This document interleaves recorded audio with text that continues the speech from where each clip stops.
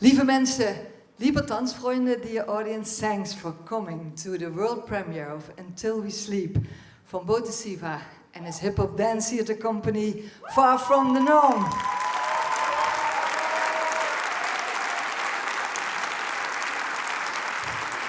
There he is, Botis Seva.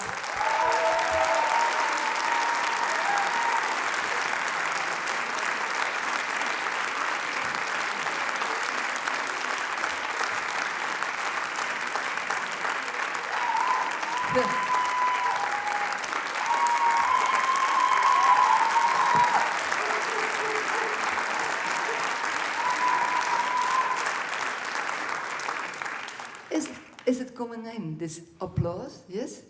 Yeah, it's good for a first show. So Yeah? It's good to get for a first show, yeah. It's always an adventure, a world premiere.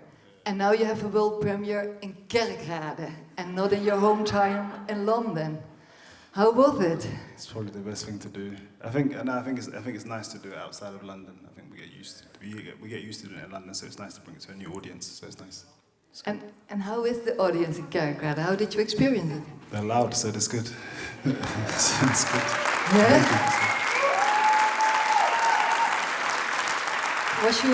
Was you nervous? Yeah, of course. Why? Yeah.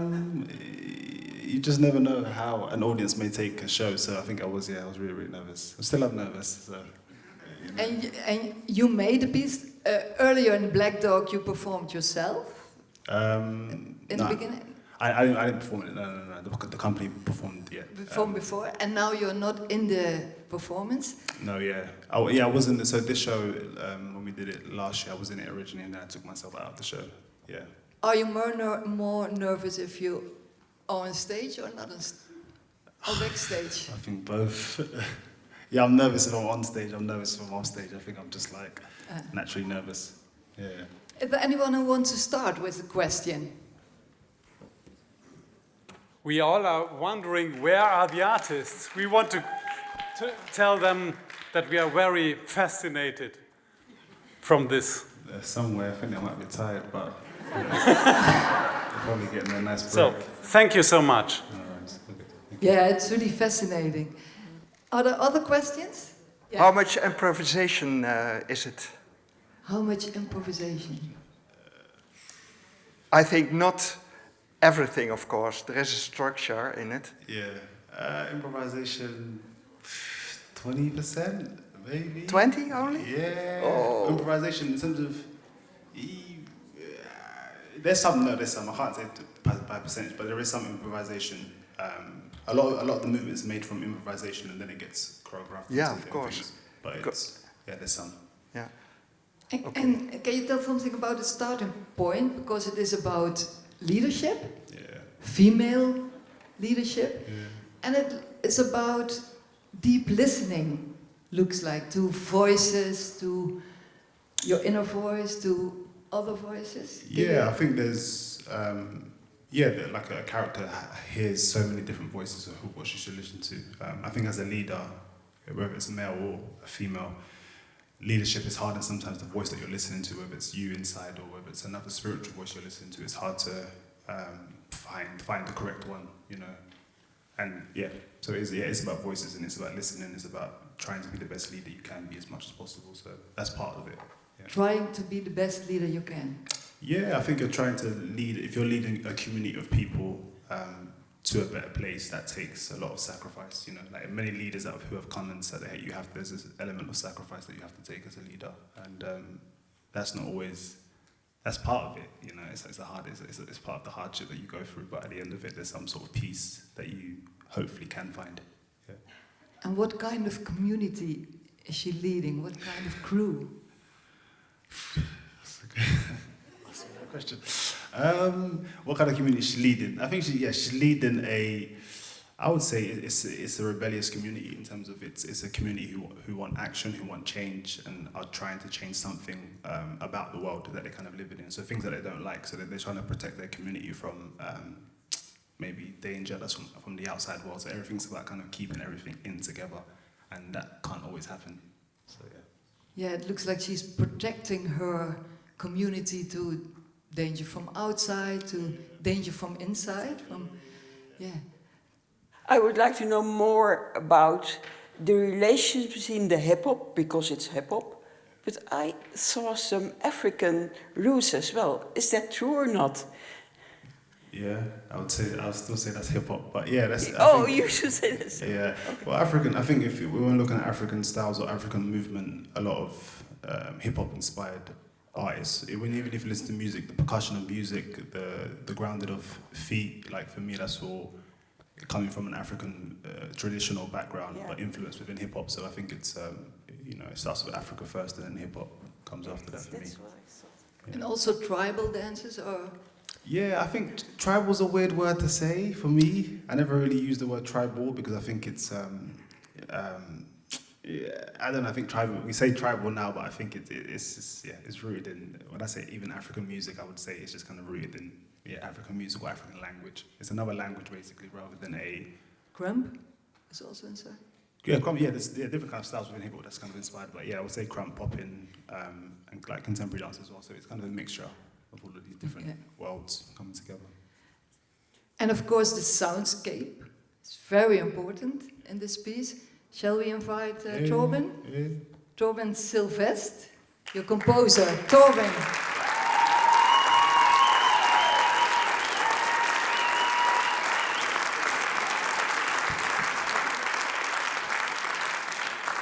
So you did a great job, Torben. How did you start it? What kind of starting point? Because I have heard voices, birds, metal, knives. I nearly heard everything.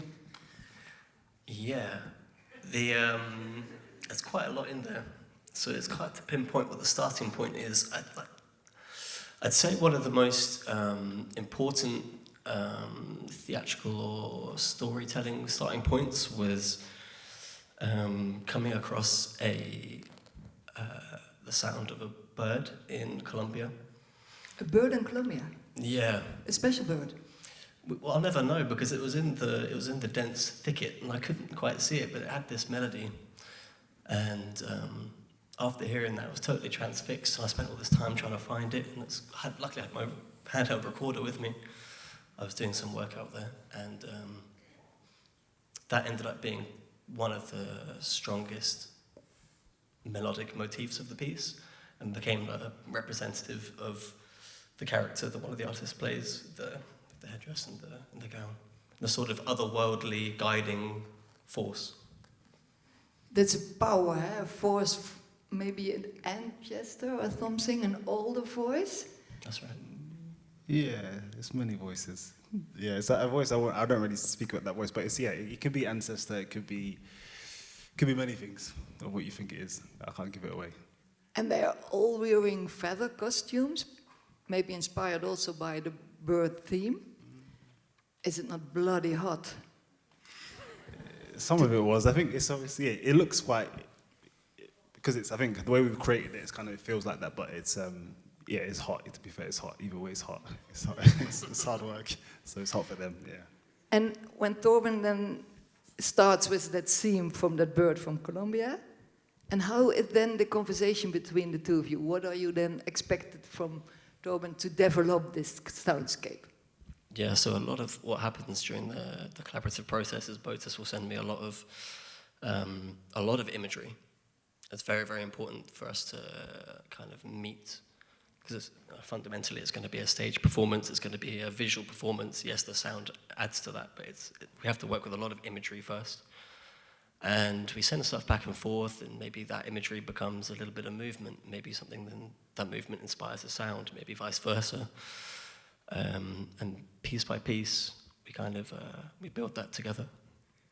And is it all... He sends me a lot of mad stuff. A lot of what? A lot of voice notes and WhatsApp and things like this, some of which end up in the piece, little like notes to self that kind of end up being large sections of it.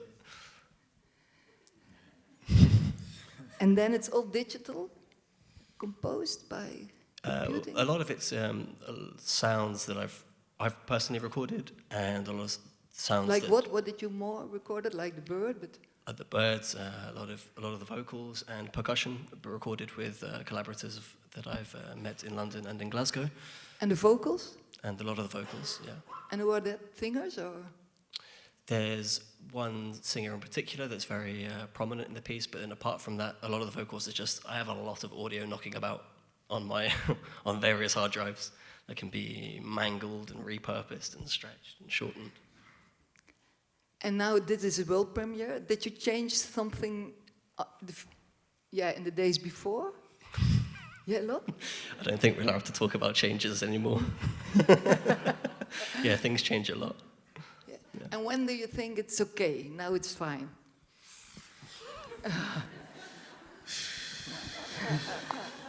Never. Oh la la. Maybe by the end of the year, it'll be good. At the end of the by year. the end of the year, I'll be Okay. happy.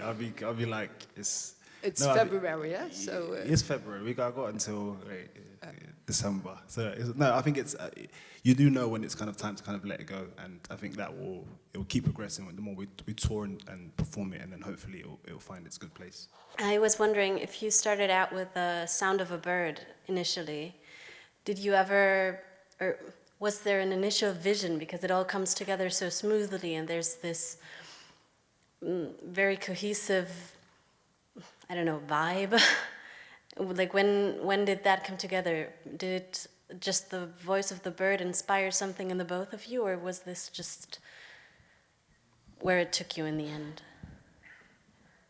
I think the bird inspired quite something thematically, Okay. but I think the actual sonic world was a case of just throwing lots of ideas at the wall and just kind of seeing what sticks with movement, what doesn't work with movement, what sections work with other sections, and a lot of chipping away and excavating. You know there's something in there some way, take out this layer and put in that layer, and slowly, and very, very slowly, things start to work together.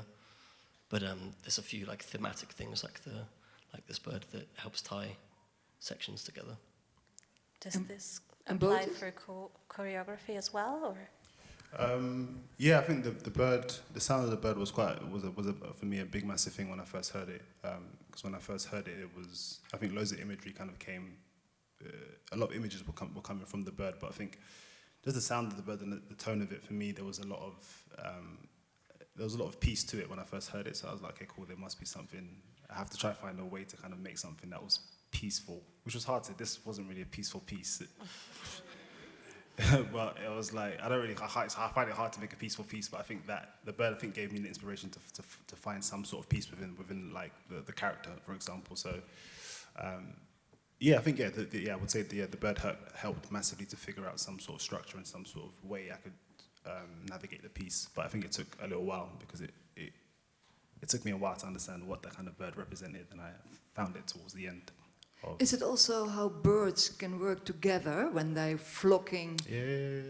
So it looks also like about resonance about that you listen to each other, that you have a leader who are following like murmuration, or how do you call it with sparrows? Or There was that, and there was also a lot of the idea of people who pass away, who leave us on this earth, become like birds and spirits of peace who are now kind of flocking and moving around the earth. So that was also another inspiration of having birds of people who, ancestors who are no longer with us, and calling upon them as spirits of birds, which we used a lot in the piece. But yes. And there's also an important person who is the rehearsal director. Yes. Shall we introduce? Yeah. She for this Haley Sellers. Yes, that's right. Yes, that's good. Okay.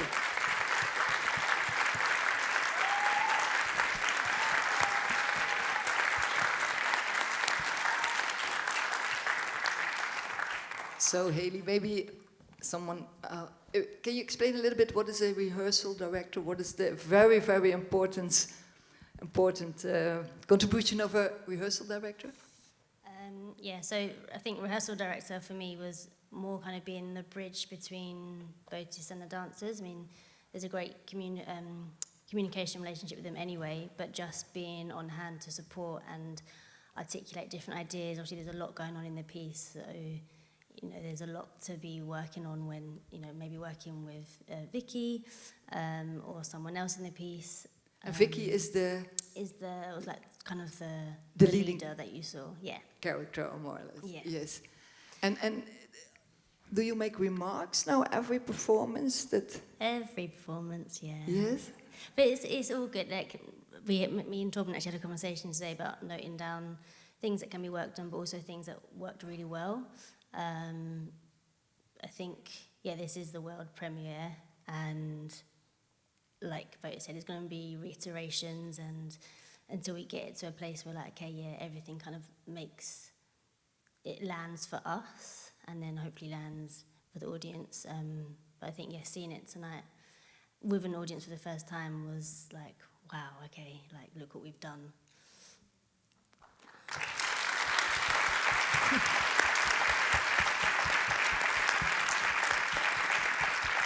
And of course we saw a community, a crew on stage. How do you build a community from the dancers? What kind of rituals you have before starting such a performance, a premiere?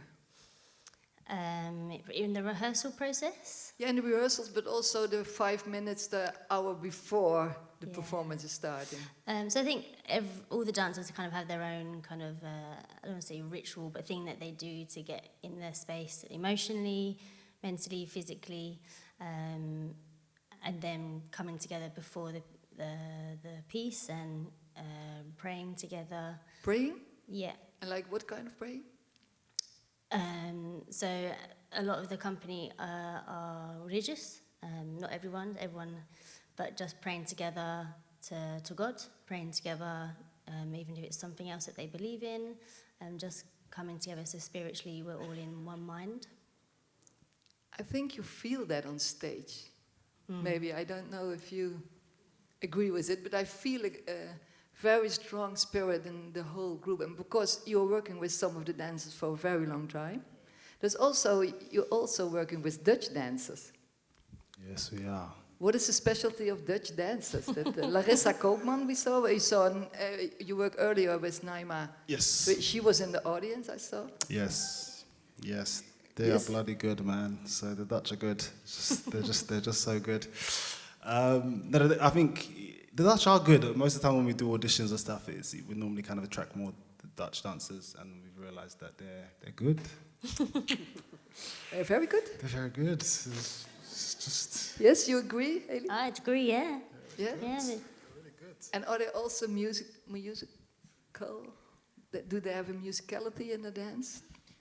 Yeah, I mean they fit it straight into the ethos and the kind of the way that the dancers understand music. They fit into the way that the Londoners they fit in super well. Okay, so you did a great job this evening. Are there some questions left? Okay, then I think Amazing. you're glad that I think everyone earns a little drink now, huh? Yeah. Some Yeah? sleep. And sleep until we sleep. Are Until you we sleep, I tired? need some Yes, sleep. sleep I need some until we sleep. May I have a warm applause for Hede Torben and Botis Seva and the Far From the Gnome Company.